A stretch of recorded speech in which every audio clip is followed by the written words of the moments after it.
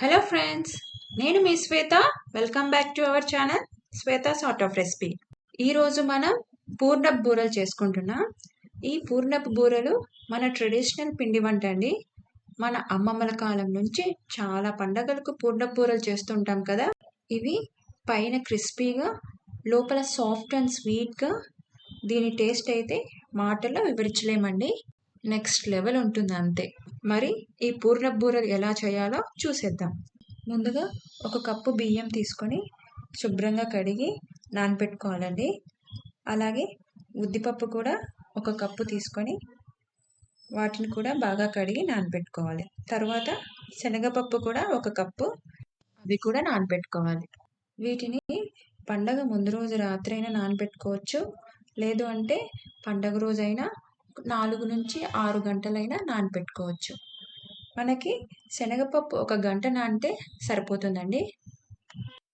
ఇప్పుడు నానబెట్టుకున్న శనగపప్పుని ఒక కుక్కర్లో వేసి 1.5 కప్పు వాటర్ వేసుకొని 4 విజిల్స్ రానివ్వాలి.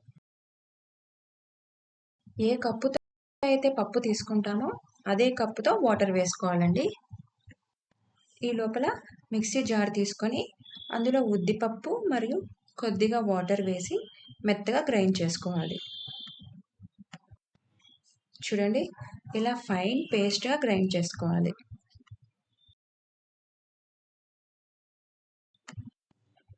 అదే జార్లో నానబెట్టుకున్న బియ్యం మరియు కొద్దిగా వాటర్ వేసి కొంచెం బరకగా గ్రైండ్ చేసుకోవాలి.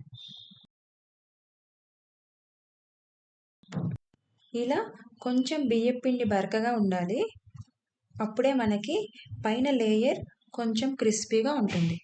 ఇప్పుడు ఉద్దిపప్పు మరియు బియ్యం పిండిని బాగా కలుపుకోవాలి.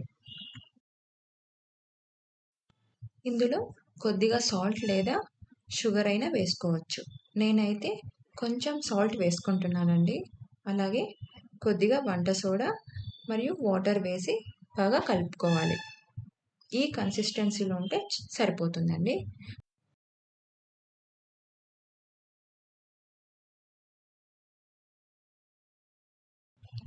ఇప్పుడు పప్పు చూడండి, 4 విజిల్కి బాగా ఉడికిపోయింది.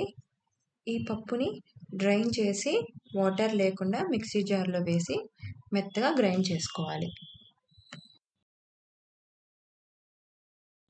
ఇక ఒక ప్యాన్ తీసుకొని అందులో 1 కప్పు బెల్లం మరియు కొద్దిగా వాటర్ వేసి బాగా మిక్స్ చేసుకోవాలి. ఏ కప్పుతో పప్పు తీసుకున్నామో అదే కప్పుతో బెల్లం తీసుకోవాలండి. బెల్లం కరిగిన తర్వాత కొద్దిగా ఇలాచి పొడి వేసుకోవాలి. దీనివల్ల మనకి టేస్ట్ అనేది ఇంకా పెరుగుతుంది.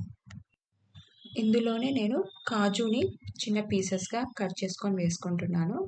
మీరు కావాలి అంటే వేరే డ్రై ఫ్రూట్స్ అయినా వేసుకోవచ్చు. ఈ డ్రై ఫ్రూట్స్ అనేది ఆప్షనల్ అండి, నేనైతే వేసుకుంటున్నాను. ఇక శనగపప్పు పేస్ట్ వేసి బాగా కలుపుకోవాలి.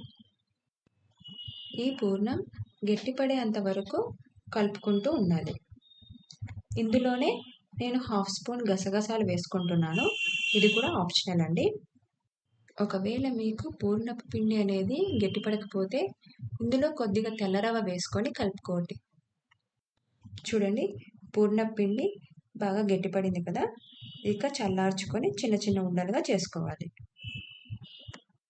పూర్ణంని ఇలా చిన్న నిమ్మకాయ సైజ్ అంత ఉండలు చేసుకుంటే సరిపోతుంది.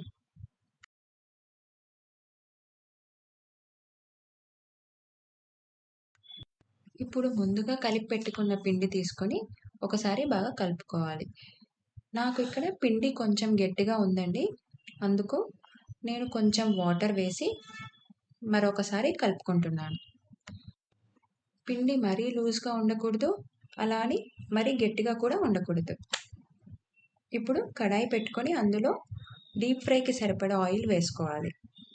ఇక పూర్ణపు ఉండ తీసుకొని పిండిలో వేసి ఒక స్పూన్తో కానీ చేత్తో అయినా ఆయిల్లో వేసుకోవాలి.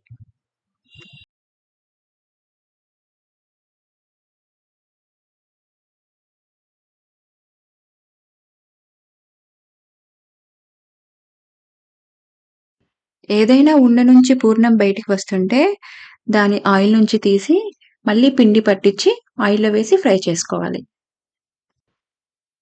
ఇవి తిప్పుకుంటూ కాల్చుకోవాలి.